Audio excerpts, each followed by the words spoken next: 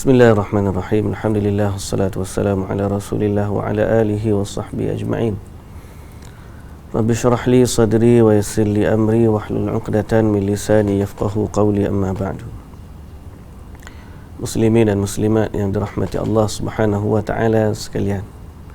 Syukur pada Allah Subhanahu wa taala atas limpahan rahmat, anugerah yang Allah taala kurniakan kepada kita.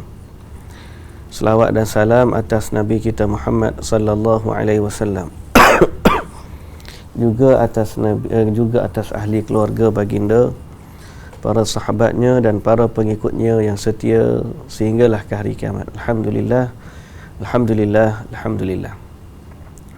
Muslimin dan muslimat yang dirahmati Allah.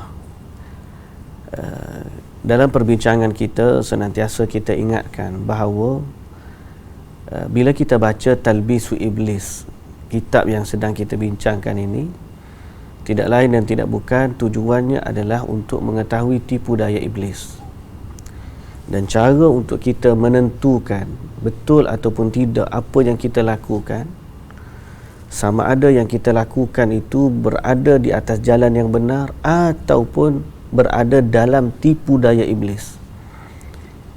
Cara untuk ukur tidak lain dan tidak bukan ialah mesti kita tahu agama Islam yang sebenar, iaitu kembali kepada petunjuk dari Al-Quran dan juga As-Sunnah.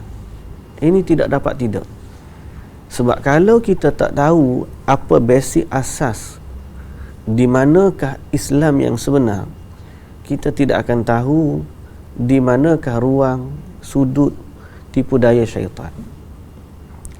Dan kita juga senantiasa berdoa kepada Allah Subhanahu wa taala, bermohon kepada Allah agar Allah bantu kita. Allahumma a'inni ala zikrika wa syukrika wa husni ibadati. Allah bantu kita dalam kita mengingati Allah, dalam kita bersyukur kepada Allah, dalam kita memperelokkan ibadah kita kepada Allah Subhanahu wa taala. Kerana tidaklah taufik yang datang kepada kita untuk memandu kita kepada apa yang Allah Ta'ala redha, melainkan petunjuk itu sendiri datang dari Allah Subhanahu wa taala.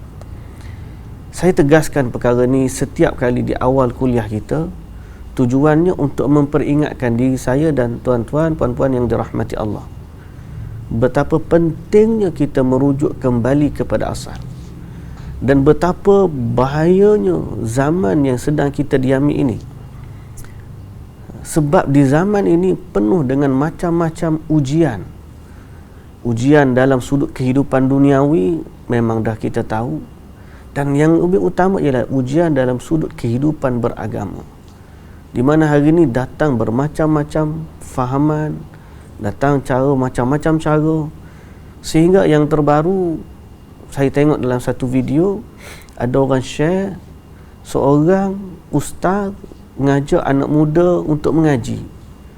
Namun sebelum dia mengaji surah As-Sajadah dan Al-Mulk, dia ajak dulu berdansa, menyanyi, tunjuk langit, duk berjoget sebelum daripada tu, atas tujuan nak ajak anak muda mengaji Quran.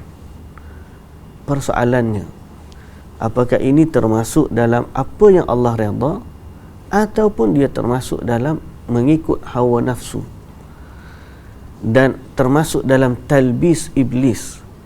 Iblis menipu, menampakkan cara untuk ajak anak muda ni tujuannya baik, tapi caranya ialah dengan menyanyi, berjoget, berdansa dengan lagu rancak dan sebagainya untuk ajak orang baca Quran.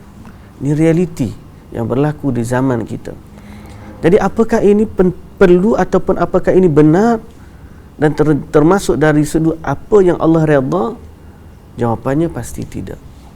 Kerana kalau kita kembali kepada sifat bagaimana Nabi sallallahu alaihi wasallam, Nabi sendiri adalah orang yang hidup di zaman syair, sangat-sangat hebat.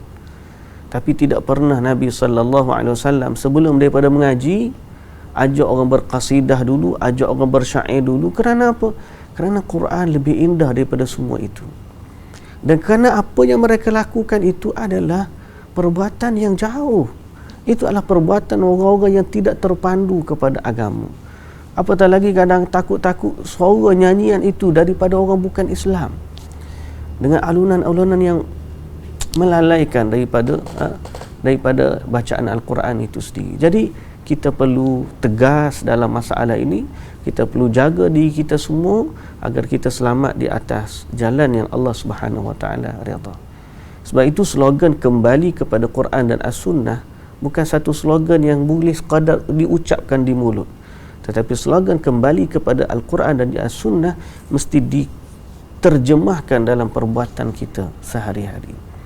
Pun begitu, tetap saja kita harus hati-hati kerana tipu daya syaitan sangatlah licik. Baik, hari ini muslimin dan muslimat yang dirahmati Allah, kita nak sambung dalam satu topik, iaitulah talbis iblis atas ahli ibadah dalam perkara tawakal. Baik, ada orang dia mengaku bertawakal, lalu iblis mendorong dia melakukan tawakal yang bukan syar'i.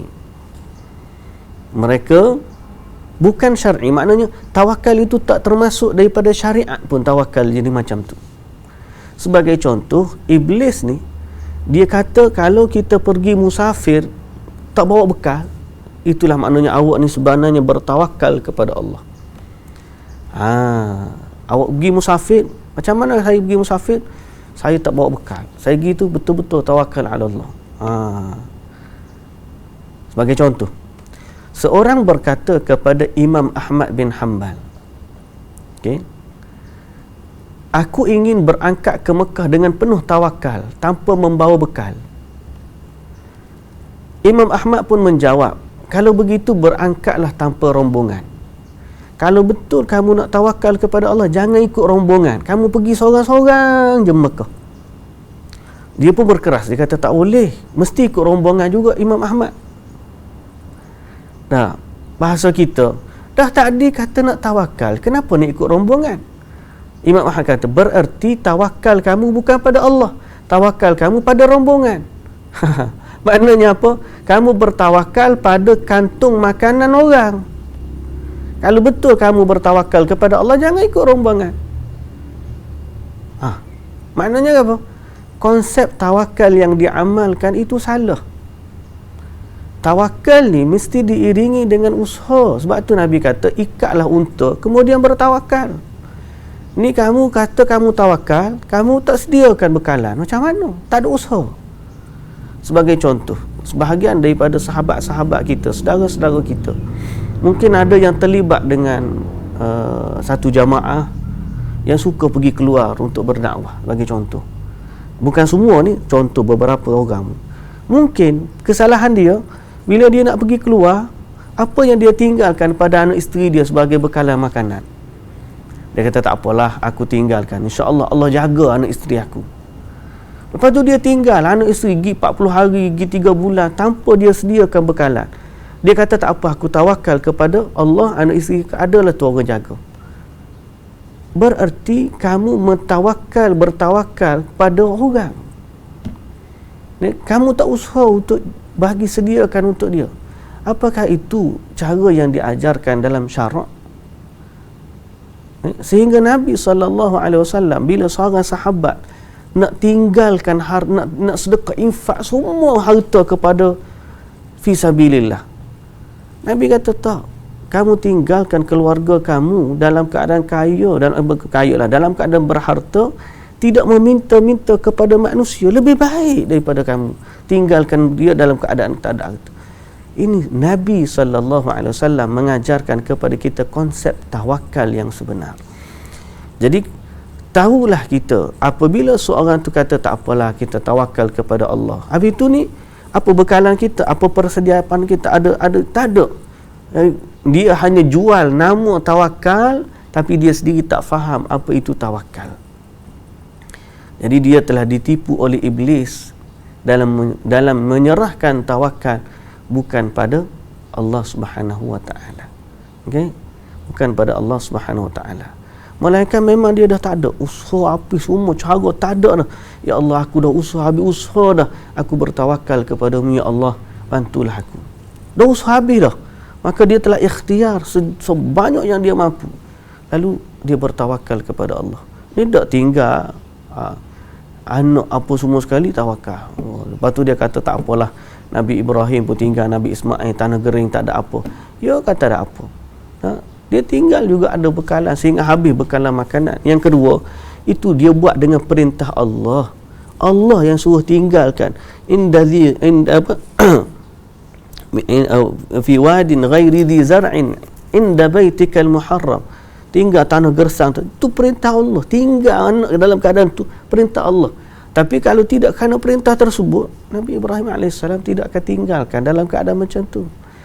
Jadi kena faham apa yang sebenarnya menjadi tuntutan dari sudut agama. Semoga Allah Ta'ala membimbing kita dalam bertawakal dengan tawakal yang benar. Kemudian talbis iblis terhadap para pejuang atau mujahidin, orang yang berjuang fi sabilillah. Ibnul Jauzi sebut kadang-kadang iblis mengelabui niat orang yang keluar berjihad. Dia kata kamu sebenarnya fi sabilillah, tapi dalam hati dia dicampakkan rasa kamu berjuang untuk dikatakan kamu ni hero, untuk riak, untuk dipuji, pemberani, atau tujuan dia untuk mendapatkan harta rampasan perang, nak dapat keuntungan dan seumpamanya. Jadi yang dikira bukan lafaz dia, yang dikira pada bukan angan-angan dia, tapi yang dikira daripada niat dia sebenar dalam hati kecil dia macam mana. Allahul Musta'an. Dalam hati kecil kita tu tersembunyi niat yang betul-betul Allah Ta'ala tahu apa niat kita sebenarnya.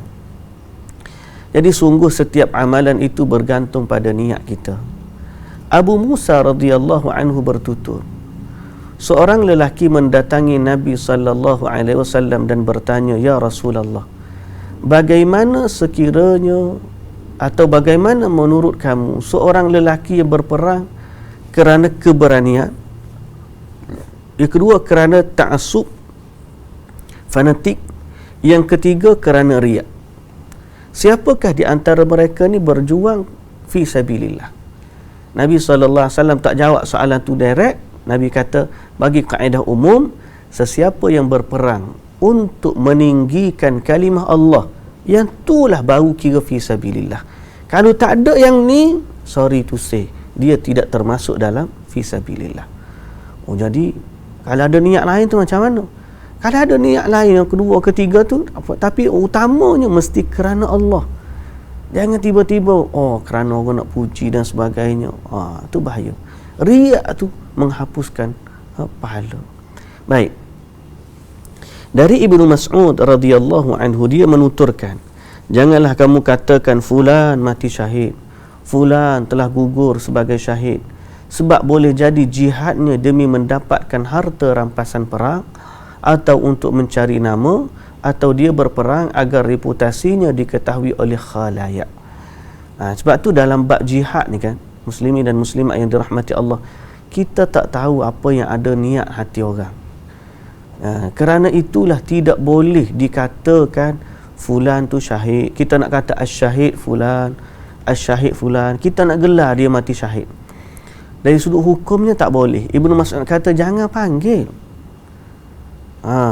Kan ada orang kata dia tu mati syahid ustaz, mati syahid. Siapa kita yang nak menentukan dia syahid ataupun tidak? Boleh jadi kita kata dia syahid, tapi di sisi Allah, Allah tak tahu. Sebagaimana Abu Hurairah radhiyallahu anhu menuturkan, dia sebut satu riwayat hadis dari Nabi sallallahu alaihi wasallam. Sebenarnya hadis ni, Nabi kata orang yang pertama akan dihakimi oleh Allah pada hari kiamat 3 golongan. Pertama, orang yang mati di medan perang. Ini kaitan dengan bab kita ni lah, orang yang mati di medan perang. Orang ni berperang fi sabilillah. Maknanya waktu dia pergi perang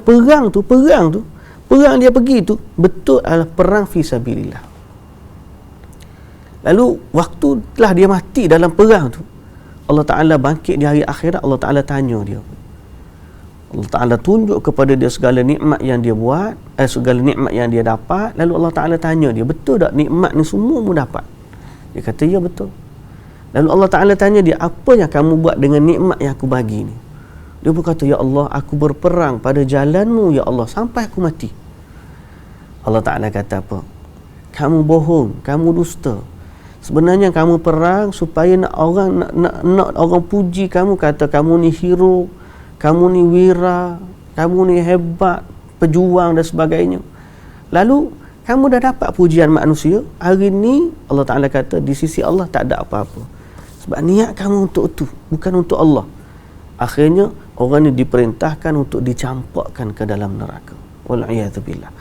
Jadi kita berlindung dalam masalah talbis.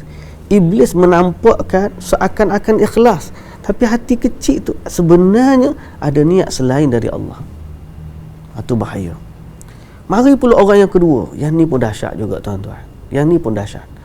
Didatangkan orang alim, orang mengajar, orang belajar, orang mengaji Quran. Lepas tu Allah Ta'ala tanya nikmat yang dia banyak, yang dia dapat ni betul tak dia dapat? Ya, dia pun mengaku. Kemudian Allah Ta'ala tanya dia, apa yang kamu buat dengan nikmat yang aku bagi? Oh, dia kata, aku belajar, aku mengajar, aku mengaji Quran.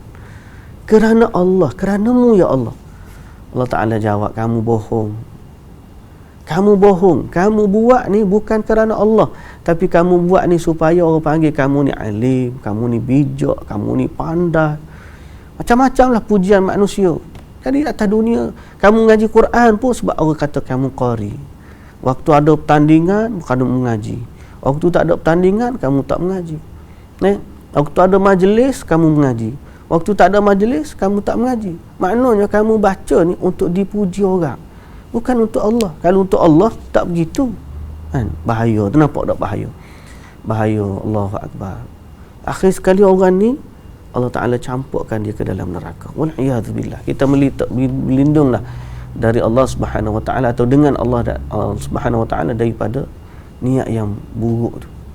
Orang ketiga ialah orang yang bersedekah, ahli sedekah. Bila Allah Ta'ala tunjuk pada dia nikmat, mengaku tak mengaku? Ya betul, ni semua nikmat Allah bagi. Apa yang kamu buat dengan nikmat yang aku bagi? Oh, dia kata aku infak fi sabilillah. Infak fi sabilillah. Allah Ta'ala kata bohong. Bukan kerana Allah kamu bagi. Kamu bagi tu supaya orang kenal kamu ni ahli sedekah, dermawan dan sebagainya. Dan orang dah kata penata dunia kamu dah dapat, hari ni tak ada apa di sisi Allah, dicampakkan ke dalam neraka. Bahaya tuan-tuan yang dirahmati Allah. Talbis iblis ni maknanya kalau kita tak jaga betul-betul, dia boleh menghapuskan pahala yang kita buat ni. Dan kita sangka kita betul di atas ikhlas. Rupa-rupanya Allah tahu apa yang kita buat tidak ikhlas. Yang paling kita bimbang apa dia, muslimin dan muslimat, talbis ni tertipu dengan niat yang ikhlas. Kita tertipu, kita sangka aku tak ada pun niat lagu tu sebenarnya, aku rasa betul aku niat kerana Allah. Kita sangka kita ikhlas, kita sangka, tapi dalam lubuk hati kecil tu Allah tahu kamu buat tu sebenarnya bukan kerana Allah. Mana buktinya? Macam saya sebut tadi, kalau nak mengajar, waktu sendirian kamu belajar, kamu mengaji. Ni takut, mula nak takut dah ni. Pasal apa? Pasal kita kadang-kadang macam tu. Kita kata ikhlas kerana Allah, depan orang kita mengaji, belakang orang kita tak mengaji. Kalau betul kerana Allah, waktu kita bersendirian ke Allah ada, waktu depan orang pun Allah juga ada. Jadi maknanya kita ni sama je, waktu orang ada ke waktu orang tak ada ke, kerana Allah tetap macam tu. Tapi sebaliknya berlaku begitu, depan orang jadi mengaji, belakang orang tak mengaji. Tapi kita tertipu, kita sangka kita ikhlas. Allahul musta'an. Semoga Allah Ta'ala lindungi kita semua. Hati ni bahaya. Talbis iblis bab ni, kalau bab niat ni kan terlalu bahaya. Mintalah Allah, ya Allah, kurniakanlah kita keikhlasan dalam beramal. Baik. Yang seterusnya, muslimin dan muslimat yang dirahmati Allah, talbis iblis lagi kepada ahli ghanimah. Orang perang tak mati, tapi dia dapat harta rampasan perang. Dia sangka dia dapat tu kerana Allah. Dia dapat infak, dia dapat harta kerana Allah pada dia perang. Lalu dia pun ambil. Tiba-tiba dengan sebab harta yang dia ambil tu, dia terjerumus ke dalam lembah neraka. Pasal dia mengambil bukan dengan apa yang Allah Ta'ala redha. Allahu Akbar. Takut bila kita bincang bab talbis. Sebab kita sendiri pun jangan sangka bila kita baca buku ni kita selamat. Tak. Kita tak selamat, melainkan kita diselamatkan oleh Allah Subhanahu Wa Ta'ala. mintalah senantiasa petunjuk dari Allah. Minta senantiasa. Ghanimah ni harta rampasan perang. Macam mana iblis boleh tipu? Dia tipu orang, tak apa mu ambil pun, memang hakmu juga nanti lepas daripada ni. Maknanya dia ambil harta rampasan perang sebelum daripada harta tu dibahagikan secara benar. Dia macam ni, bila kita perang, siapa-siapa yang jumpa harta waktu berperang, kena ambil, kumpulkan dulu. Semua dapat kumpul, habis perang, confirm dah menang apa semua sekali, okey, dibahagikan oleh ketua orang Islam, pemimpin Islam pada masa tu, okey, kamu dapat sekian, kamu dapat sekian, kamu dapat sekian. Dibahagikan secara adil, mengikut kedudukan dan juga kelayakan masing-masing lah. Tapi syaratnya utama, nombor satu, harta ni mesti dikumpulkan dulu. Iblis, dia datang mari tipu, dia kata apa? Tak apa, harta orang kafir ni halal untuk kita. Dia dah, kita perang dia, kita ambil harta dia halal untuk kita. Tak apa, lepas daripada ni kalau dapat kumpul pun dapat kat kita juga. Nah, dia tidak tahu bahawa mengambil harta rampasan perang sebelum sampai ke pusat pengumpulan dan sebelum dibahagikan secara adil dan saksama oleh pemimpin umat Islam, panglima atau pemimpin tu, dia tak tahu ambil harta sebelum tu, dosa dia dosa besar. Dia panggil ghulul. Ambil harta yang belum dibahagikan, harta awam. Harta ni harta umat Islam, belum dibahagikan lagi. Ghulul. Bahaya. Ni ghulul ni bahaya. Ambil harta ghanimah. Dinukilkan dalam As-Sahihain dari Abi Hurairah radhiyallahu anhu, dia menceritakan, kami pergi bersama Rasulullah sallallahu alaihi wasallam menuju Khaybar. Lalu Allah memberikan kemenangan kepada kami. Kami tidak mendapat harta rampasan berupa emas maupun perak pada saat itu, tetapi berupa peralatan, makanan dan pakaian. Masa tu pergi perang, tak ada harta emas perak, tapi ada peralatan, makanan dan pakaian. Kemudian lepas daripada balik perang, kami pergi ke satu lembah. Saat itu Rasulullah SAW bersama seorang hamba lelaki.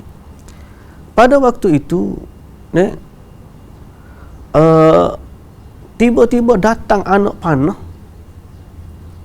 Okey. Rasulullah berdiri hendak melepaskan pelana, dia berdiri, tiba-tiba datang satu anak panah, kena dia, mati.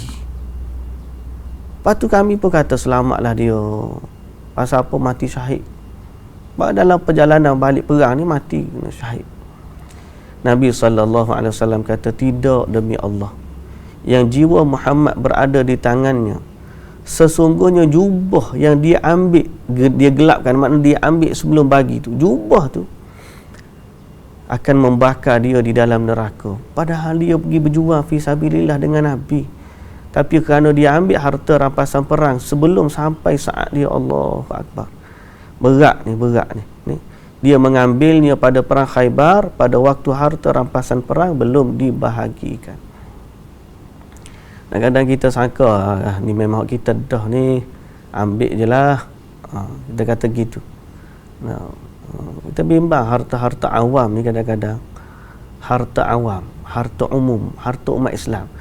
Nak minta maaf dengan siapa kalau kita ambil lagu ni? Zaman kita ni tak ada perang, tapi ada tak harta awam?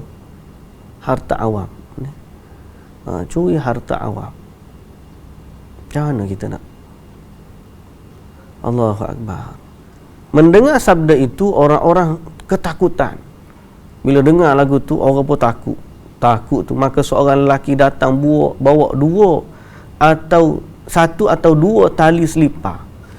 Tali awak selipar tu, ada ikat tu, dia buat mari. Dia mari jumpa Rasulullah, ya Rasulullah, aku ambil ni tadi. Waktu dia Khaybar. Apa dia ambil? Tali selipar je.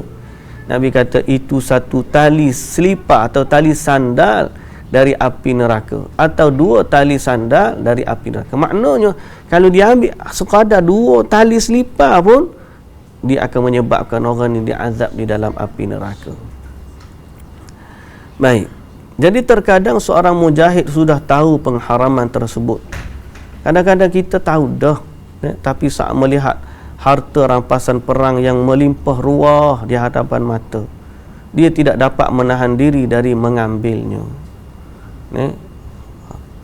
Tengok banyak ni, tak boleh ambil kot sikit. Dia gitu. Dalam keadaan lain, boleh jadi kerana dia menyangka bahawa jihad yang dilakukannya dapat melindunginya dari hukuman akibat perbuatan tersebut. Satu lagi, mungkin dia ambil sebab tak tahu, tidak mampu menahan diri. Dalam keadaan lain, yang parah lagi, dia kata tak apa, kalau kita ambil sikit pun, pahala jihad tu besar lagi. Pahala jihad tu boleh menghapuskan dosa yang ambil tu. Dia kata begitu. Orang ni tertipu dengan kebaikan amalan. Dia boleh jadi ada satu amalan besar, dia tertipu, tak apa kita buat kecil ni, hak besar ni boleh tutup dia. Kita kan dah buat haji, dah pergi umrah, dah buat begini, tapi setakat ambil sikit-sikit ni tak apalah kot. Dia kata begitu. Seolah-olah lah. Tapi dalam kes ni, dia dah perang jihad fi sabilillah, dia rasa dia ambil tak apa kot. Boleh jadi. Okey. Di sinilah terlihat jelas sejauh mana pengaruh keimanan dan ilmu terhadap peribadi seorang Muslim. Pentingnya iman lah. Masa tu iman.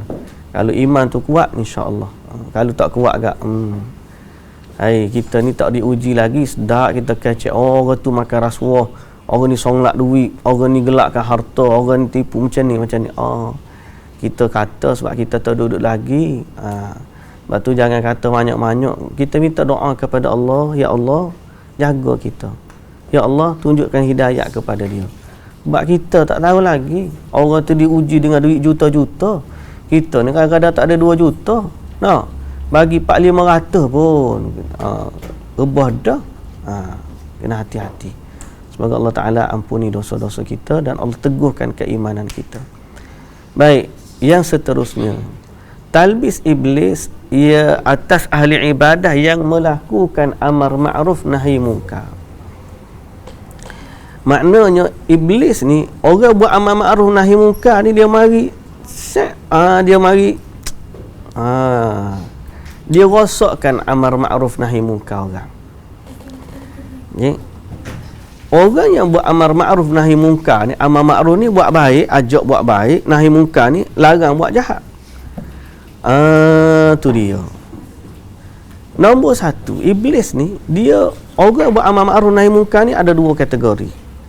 Pertama, orang alim yang buat kerja amar ma'ruf nahi munkar. Yang kedua, orang jahil tapi dia buat juga kerja amar ma'ruf nahi munkar. Jadi iblis ni dia tipu 2 jenis.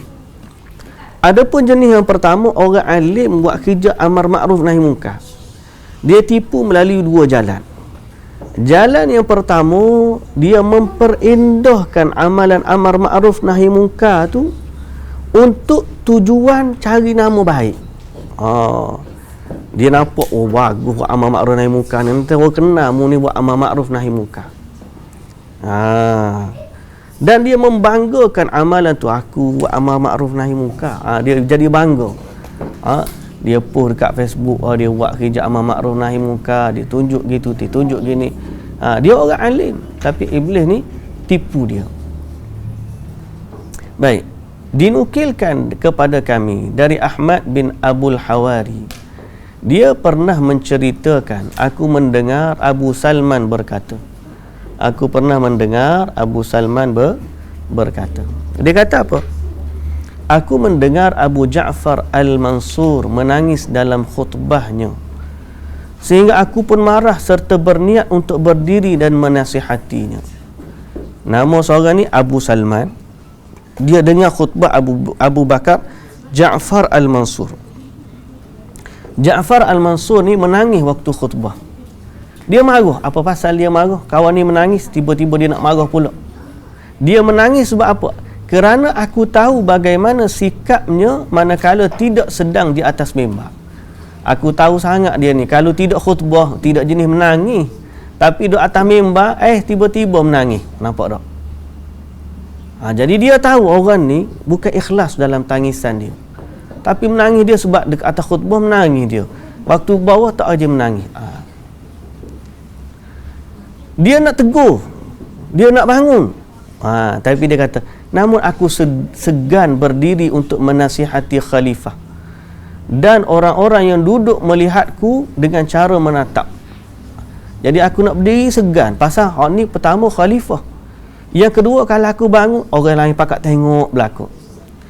Maka aku pun terlintas di benakku pandangan baik atas tindakan itu yang mengakibatkan Khalifah Abu Ja'far memerintahkanku agar dibunuh. Sehingga aku mati bukan atas niat yang benar. Jadi dia kata apa?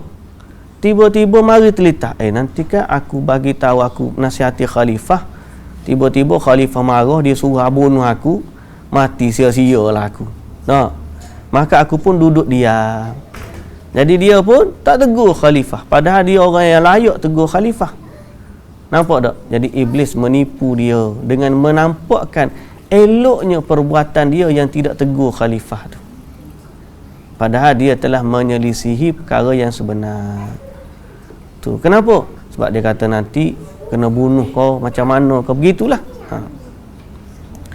Jalan yang kedua, iblis ni, tadi masalah niat, bagi tahu. Jalan yang kedua ni, dia menampakkan dia marah untuk kepentingan diri sendiri.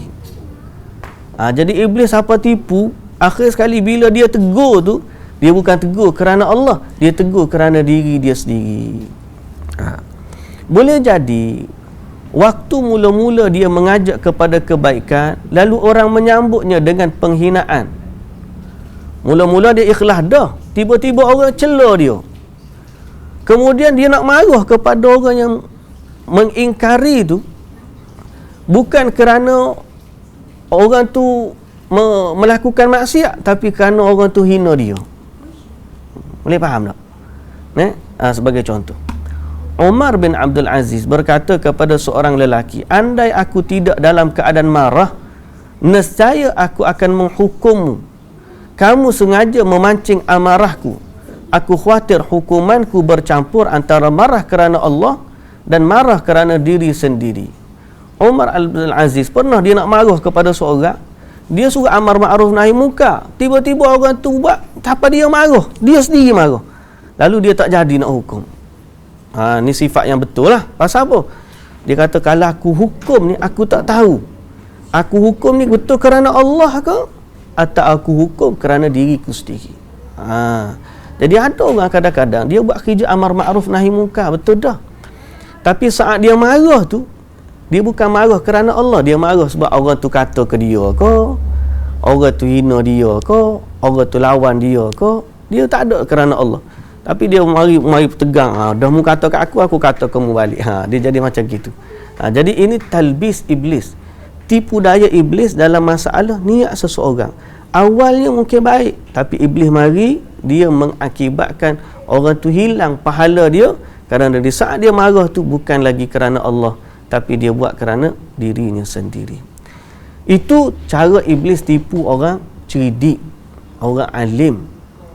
Adapun cara iblis tipu orang yang jahil buat amar ma'ruf nahi munkar. Dia nak ajak orang buat baik, tapi dia jahil. Jadi macam mana? Iblis tipu. Dia kata sehingga dia menimbulkan banyak kerosakan lebih daripada kebaikan. Macam contoh kita cerita tadi lah, ustaz tu nak ajak orang baca Quran, tapi sebelum baca Quran dia pergi duk berdansa cucuk langit dulu. Dia ajak orang bersenam dulu. Bersenam lah kata dia, duk bagi semangat. Pagi anak-anak muda like share. Oh, kita panggil geng kita untuk ngaji Quran. Sebelum kita baca surah ni, kita menyanyi dulu, kita berjoget dulu. Dia dengan niat dia baik, tapi dia jahil. Persoalan natijah daripada perbuatan tu, orang akan ikut dia ngaji ke orang ikut dia menyanyi? Mana banyak orang akan ingat hak dia? Orang ingat hak dia ngaji ke orang ingat hak dia nyanyi? Mungkin hak dia ngaji setengah jam, hak dia nyanyi 10 minit je. Tapi keburukan nyanyian dia, akhir kali tengok ustaz pun nyanyi, takkan aku tak boleh nyanyi. Soal mengaji tu beres dah. Oh, kita tak aja dengar lagi ustaz nyanyi. Rupanya boleh juga nyanyi. Patah ustaz tu dia nyanyi. Keburukan daripada kerja amar ma'ruf nahi munkar dia dalam kejahilan kadang-kadang lebih banyak daripada kebaikan dia.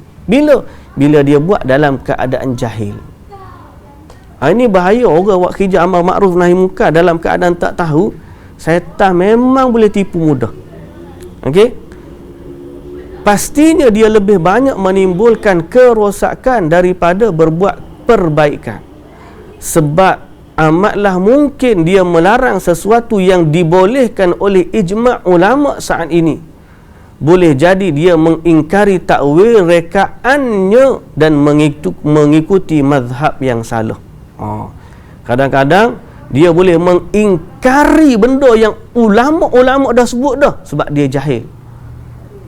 Ulama, sahabat-sahabat sepakat, tabi'in sepakat, dia ingkar apa yang sahabat dan tabi'in sepakat dan dia sungguh-sungguh mengikuti mazhab yang salah.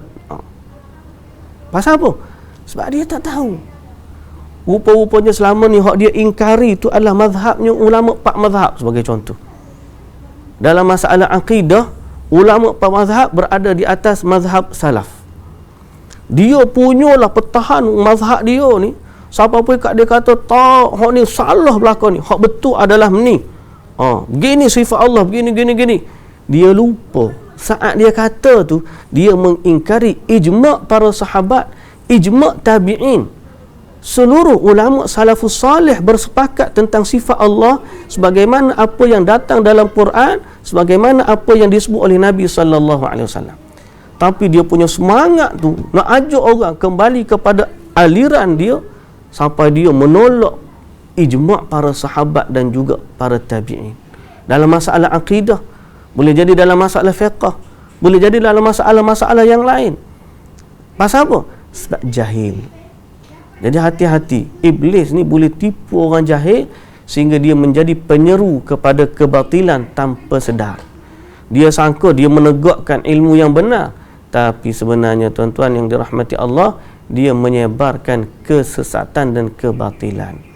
Banyak mana kita tengok orang yang perkataan dia nampak islamik, pemakaiannya nampak islamik, tapi bila dia buka mulut dia, kita tahu dia mengajak kepada perkara yang batil. Ni tuan-tuan tengok hak tersenarai dalam ajaran sesat di JAKIM dan sebagainya. Watak-watak tu bukan watak orang jahat, watak orang yang menzahirkan cinta kepada agama. Ni watak-watak yang tersenarai tu, dia tak akan sebut ajaran sesat Metallica. JAKIM tak akan masukkan Metallica, black metal dalam senarai ajaran sesat. Tapi dia akan ni ilmu ajaran tok kenali. Macam mana? Allah ni bersatu dengan Allah lah, macam gini. Orang jahil tapi dia tak tahu tentang agama. Yang ni syaitan lagi mudah tipu.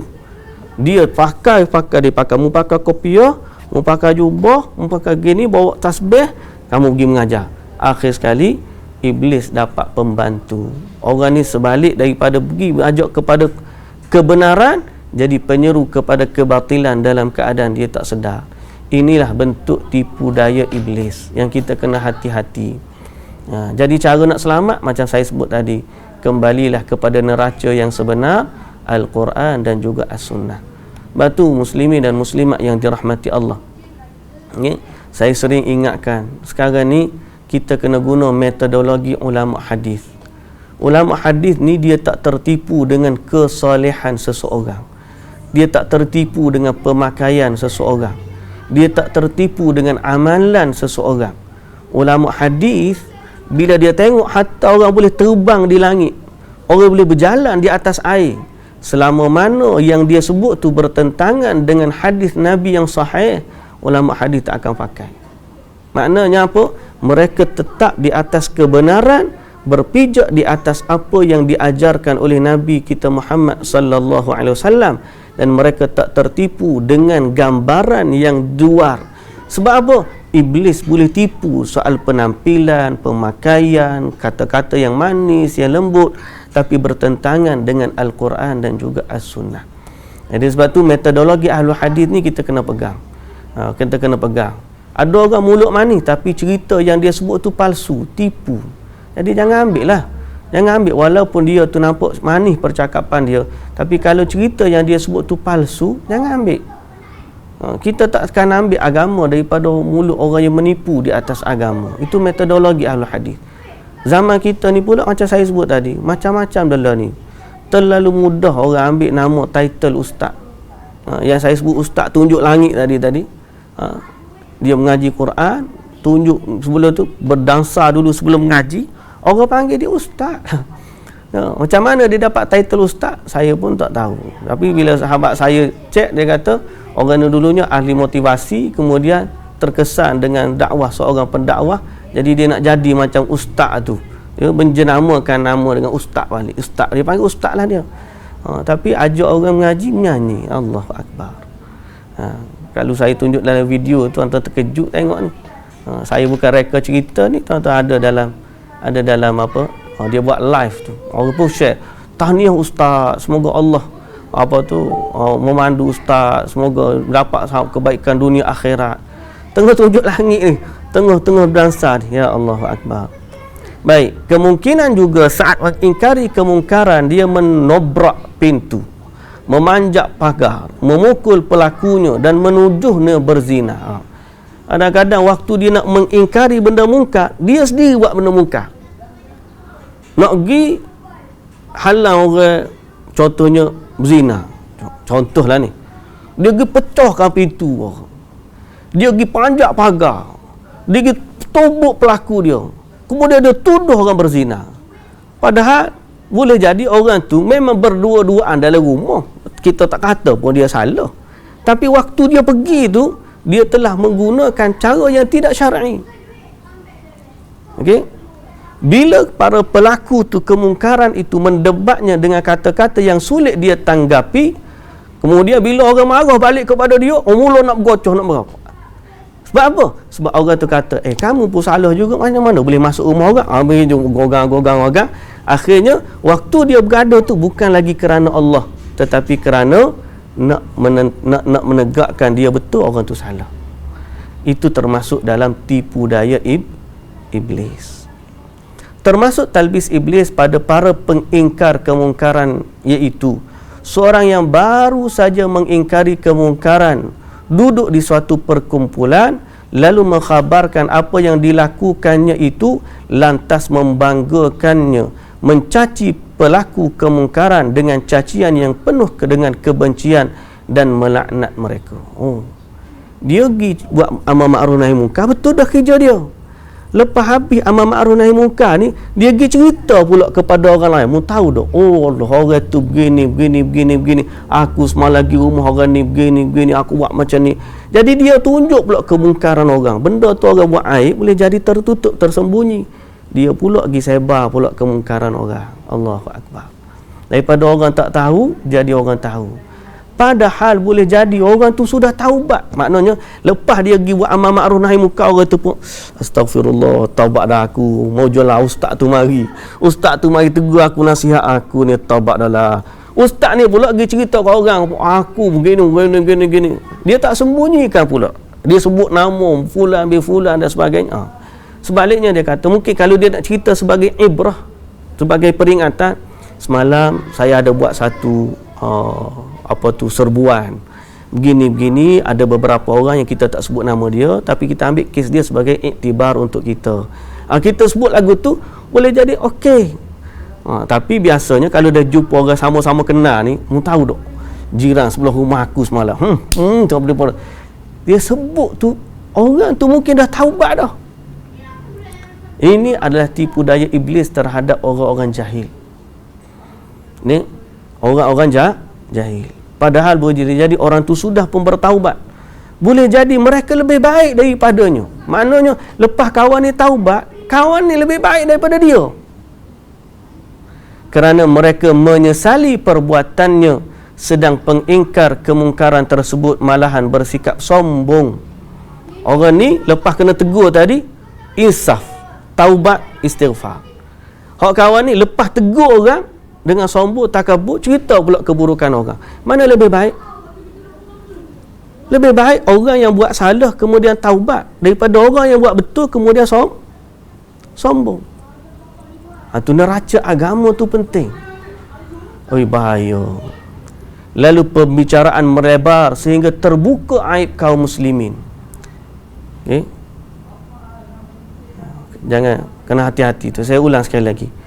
Orang yang bersalah kemudian bertaubat lebih baik daripada orang yang tak salah tapi sombong. Macam mana tu? Nak imbang tu payah juga. Kita nak tegur, tak nak. Kalau jangan pula tak nak tegur saya lepas daripada ni ustaz, nanti jadi sombong. Kena talbis belah tak nak tegur pula. Baik. Lalu perbicaraan melebar sehingga terbuka aib kaum muslimin kerana dia memberitahu aib seseorang kepada orang lain yang sebenarnya tidak tahu. Padahal menutup aib seorang muslim hukumnya wajib selagi mana mungkin dirahsiakan. Tambah-tambah pula orang tu sebelum ni orang tak kenal pun dia buat jahat. Orang sangka dia baik dan sebagainya, dan mungkin dia taubat dia menjadi lebih baik daripada tu. Boleh jadi. Aku mendengar cara sebahagian orang jahil mengingkari kemungkaran, bahawa dia menyerang satu kaum tanpa memastikan yang mereka sedang lakukan. Dia memukul mereka dengan pukulan menyakitkan, juga memecahkan bejana-bejana, padahal semua itu cerminan kebodohan. Ada setengah orang pergi jahil tu tak tanya peresa, tak ada usul peresa, pergi ceroboh je, pecah barang-barang dan sebagainya atas nama amar ma'ruf nahi mungkar. Padahal boleh jadi orang tu ada alasan, boleh jadi ada banyak keuzuran, wallahu taala a'lam.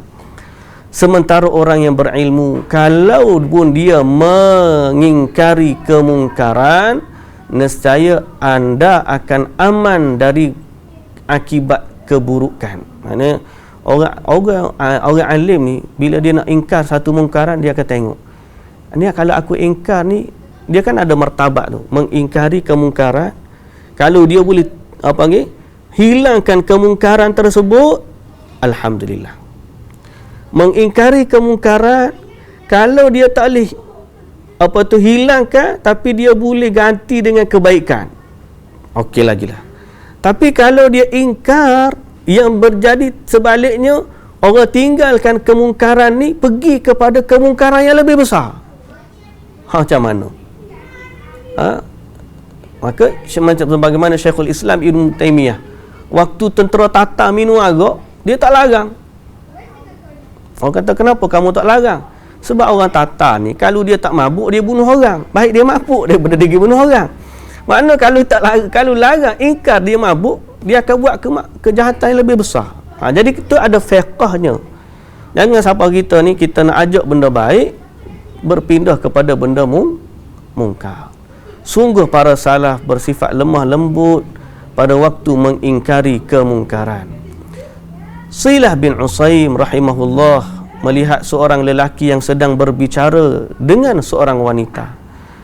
Dia pun berkata, sesungguhnya Allah melihat kalian berdua, semoga Allah menutupi kesalahan kalian seperti halnya dia menutupi kesalahan kami. Tengok, dia pergi tegur orang tu, kamu jangan cakap laki perempuan macam ni. Semoga Allah Ta'ala tutup kesalahan kalian sebagaimana Allah juga tutup kesalahan kami. Dia tegur, tapi dalam keadaan dia menutup aib orang yang dia tegur.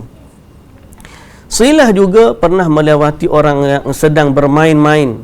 Tanpa segan dia bernasihat kepada mereka, saudara-saudaraku, apa pendapat kalian mengenai seorang yang hendak melakukan perjalanan jauh, namun dia malah tidur sepanjang malam serta bermain-main sepanjang hari? Bilakah dia boleh menyelesaikan perjalanannya? Seorang lelaki dari mereka faham akan maksud perkataan tadi, lantas dia berkata kepada teman-temannya, sesungguhnya orang ini mengajar kita. Lalu dia dan teman-temannya pun bertaubat. Dia pergi nasihat macam tu. Dia kata, saudara, kita ni perjalanan panjang lagi. Macam mana keadaan kalau orang nak berjalan panjang tapi dia tak buat persiapan? Boleh bila dia nak selesai perjalanan dia? Jadi orang tu cerdik, dengar, faham.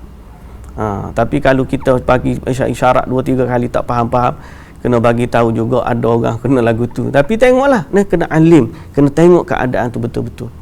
Orang yang paling patut dan berhak diingkari dengan kelembutan adalah para penguasa. Sehingga orang yang paling layak kita berlemah lembut dalam mengingkari dia adalah para pemimpin. Tengok Allah Ta'ala ajar Nabi Musa AS tegur Fir'aun. Fir'aun ni orang jahat. Tapi Allah Ta'ala kata kepada Nabi Musa, faqula lahu qawlan layyinan. Tegurlah Fir'aun dengan perkataan yang baik. Maknanya kita dengan para penguasa ni kena ada ilmu juga macam mana nak amar ma'ruf nahi munkar. Bukan macam hentam je kita rasa okey bantai sebantai-bantainya. Natijah dia hancur. Baik muslimin dan muslimat yang dirahmati Allah, untuk para pemerintah ni, untuk para pemimpin ni, saya ingat kita jelaskan nanti pada pertemuan akan datang sekali lagi, kerana isu ni agak panjang, yang memerlukan pendetailan supaya tak adalah kata ni ulama penjilat pula orang kata, ni ulama ulama yang ulama dunia. Banyak ulama kena tahmah kerana sikap mereka yang berlemah lembut dengan para pemimpin. Tapi orang tak sedar, kadang-kadang itulah yang sebenarnya yang diperintahkan oleh syarak. Orang tak sedar. Takkanlah dia nak bagi tahu report kat kita apa hak dia tegur pada pemerintah. Hari ni saya dah tegur pemimpin ni 1, 2, 3, dia tak nak dengar lah. Macam mana dia boleh kata gitu? Tak boleh. So apa sangkaan kita pada alim ulama di saat mereka menasihati pemerintah, itu juga penting. Tapi kita kena tahu bahawa ruang iblis menipu daya orang dalam mengingkari pemimpin ni sangat-sangat luas, sehingga banyak fitnah yang berlaku di kalangan umat hari ini adalah kerana kejahilan umat Islam menegur para pemimpin mereka. Mudah-mudahan kita ada ruang untuk bicara bab tu. Mudah-mudahan, insya-Allah. Wallahu ta'ala alam. Kita berhenti setakat tu dulu. Subhanakallahumma wa bihamdika asyhadu an la ilaha illa anta astaghfiruka wa atubu ilaik. Assalamualaikum warahmatullahi wabarakatuh.